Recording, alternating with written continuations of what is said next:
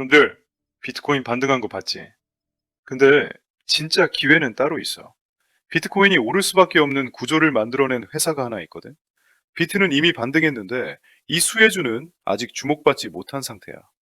더 소름 돋는 건 이 회사 내부자들이 자기 돈 15억 가까이를 직접 자사주에 쏟아붓고 있다는 거야. 오늘 수사 파일 끝까지 보면 내부자들이 매수한 진짜 이유 6가지와 그로 인해 비트코인이 오를 수밖에 없는 구조적 이유까지 직접 판단할 수 있어. 끝까지 봐. 사건의 발단은 나 탐정이 지난 일주일 동안 미국 SEC 에드가 시스템에 직접 들어가서 수천 건의 공시다 뽑아보던 중 발견했어. 주가가 반토막 나고 개인들은 도망가기 바쁜 3월 한 달 사이에 CEO 비샬 가르그부터 CTO까지 최고 핵심 경영진이 수차례 자기 돈 15억 가까이를 털어놓은 기업. 그 기업은 딱 하나, BTR로 불리는 회사, 베터 홈앤드 파이낸스 홀딩 뿐이야. 월가의 전설 피터 린치가 이런 말을 했지. 내부자가 주식을 파는 이유는 수만 가지지만 사는 이유는 단 하나다. 무조건 오를 것을 알기 때문이다. 그럼 얘네가 도대체 뭘 본 걸까? 그 전에 먼저 비트코인 모기지에 대해서 알아야 해. 비트코인을 맡기면 돈을 빌려줘. 예전에도 있긴 했어. 근데 그건 수십억 가진 큰 손들 얘기였어. 지금 비트이알이 한 건 그걸 처음으로 우리 동네 은행 수준으로 끌어내린 거야. 내가 이 회사 상품 약관을 직접 뜯어보면서 손이 떨렸어. 이런 조건이 어떻게 가능할까? 비트 가격이 폭락해도 추가 담보 요구, 즉 마진콜이 없어. 월 상환금만 달러로 꼬박꼬박 내면 비트코인이 반토막이 나든 3분의 1 토막이 나든 담보는 그대로야. 60일 연체만 안 하면 코인 절대 안 건드려. 대출 다 갚는 날 코인은 그대로 돌려받아. 화면 띄워줄게. 기존 방식이랑 비교해봐.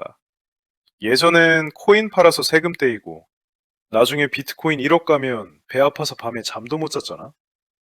이젠 코인은 코인대로 지고 오르는 수익 다 먹으면서 그 코인으로 내 집 마련까지 하는 거야. 게임의 룰이 아예 바뀐 거지. 근데 형들, 이게 단순히 편리한 대출 상품 하나 나온 얘기가 아니야. 페니메이가 비트코인을 담보로 인정했다는 건 미국 제도권 금융이 비트코인을 공식 실물 자산으로 인정하기 시작했다는 거야. 이게 왜 중요하냐? 예전엔 집 사려면 무조건 코인을 팔아야 했어. 팔면 시장에 매도 물량이 쏟아지지. 근데 이젠 안 팔아도 돼. 코인 홀더들이 집도 사고 코인도 지는 거야. 구조적으로 매도 압력이 줄어드는 거지. 공급은 줄고 수요는 그대로면 비트코인은 오를 수밖에 없어. 이게 지금 비트코인이 오르는 진짜 이유야. 수사하면서 심상치 않다고 느꼈던 건 타임라인이야. 항상 거대한 흐름 속 그 뒤엔 배후 세력이 있어. 그리고 정책 법안적으로 밀어주고 당겨줘. 3월 13일, 트럼프가 모기지 규제를 싹 걷어내는 행정명령에 서명했어.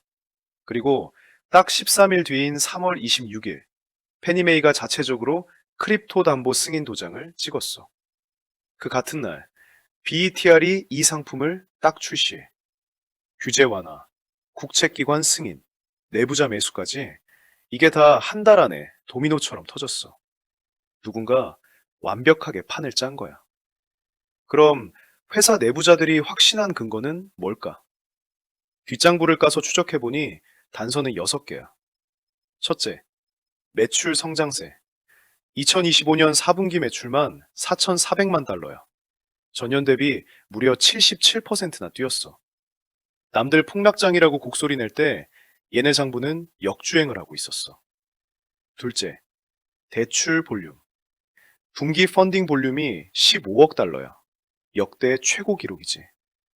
형들, 이게 왜 중요하냐면 볼륨이 많을수록 수수료 수익이 쌓이고 그게 곧 회사 생존력이거든. 폭락장에서도 장부가 두꺼워지고 있다는 뜻이야. 셋째, 대형 크립토 VC 프레임워크가 수천만 달러 규모의 지분을 직접 확보했어. 코인 큰손들이 여기 대장으로 낙점하겠다고 만천하에 선언한 걸 찾아낸 거지. 네 번째, 기술력. 바로 BETR이 사용하는 팀맨이라는 AI야. 사람이 대출 심사하면 보통 21일이 걸리잖아. 근데 팀맨은 단 47초야. 형들, 이거 실화야. 이번 분기 15억 달러 대출 볼륨 중에 절반 가까운 6억 5천만 달러를 이 AI 플랫폼이 주도적으로 처리해버렸다는 기록이 나와. 다섯 번째, 코인베이스와 파트너 협약. 코인베이스가 그냥 이름만 빌려준 게 아니야. 팀맨이 늘하면 코인베이스는 금고야. 근데 이 금고 주인이 열쇠만 들고 있는 게 아니야. BETR 지분 워런트를 무려 21만 주나 직접 챙겼어. 같이 망하고 같이 흥하는 공동 운명체 구조를 짠 거지. 나 탐정이 수사해온 것 중에 이렇게 완벽하게 짜인 판은 처음이야. 여섯 번째, 완벽한 해자. 만약 경쟁사가 더 좋은 기술력을 가진다고 해도 따라잡을 수 없는 세 가지가 있어. 코인베이스 유통망, 10년치 대출 데이터, 그리고 가장 핵심적인 페니메이 규제 승인. 기술은 돈으로 살 수 있어도 규제기관의 신뢰는 돈으로 못 사. 근데 나 탐정이 여기서 멈추질 못했어. 틴맨이라는 이름 뭔가 수상하지 않아? 왜 하필 오즈의 마법사에 나오는 양철 나무꾼일까? 파고 들어가 봤더니 100년 된 비밀이 나왔어. 오즈의 마법사를 쓴 라이먼 프랭크 바움은 단순한 동화 작가가 아니었어. 당시 미국의 근본이제를 비판한 금융 풍자극이었지.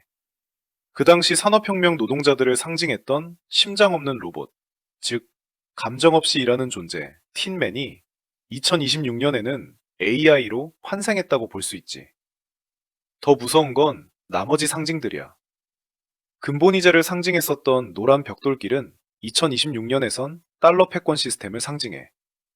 달러를 마음대로 찍어내던 워싱턴을 상징하던 에메랄드 시티는 연준을 상징한다고 볼 수 있지. 소름 돋는 건 이전 수사 파일에서 언급했던 에메랄드 AI, 기억나지? 남는 전기를 AI로 분배, 통제하는 회사.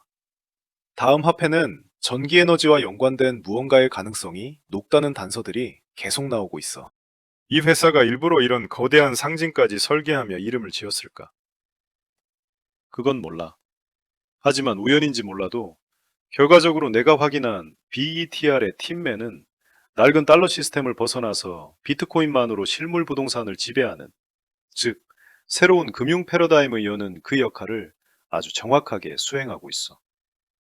비트코인이 차트가 아니라 제도권 실물 자산으로 오르는 시대. 그 첫 번째 문을 비트코인이 열었어. 근데 형님들, 당장 내일 풀매수 때리라는 게 아니야. 인베스팅 프로 데이터 기준으로 이 회사 재무는 아직 취약 상태이고 주가도 고평가야. 4월 말 FOMC 금리 결정에 미친 듯이 흔들릴 수 있어. 단기가 아니라 3년에서 5년 뒤 독점 테마로 봐야 해. 여기서 판결 내릴게. 이건 단순한 종목 추천이 아니야. 중요한 건 세력의 공식을 형들 것으로 만드는 거야. 세력들의 장부와 공식을 합법적으로 털어보고 형들의 피 같은 돈을 지키는 정보 주권을 얻고 싶다면 지금 바로 구독과 좋아요 한 번씩 눌러줘. 다음 수사 파일에서 보자.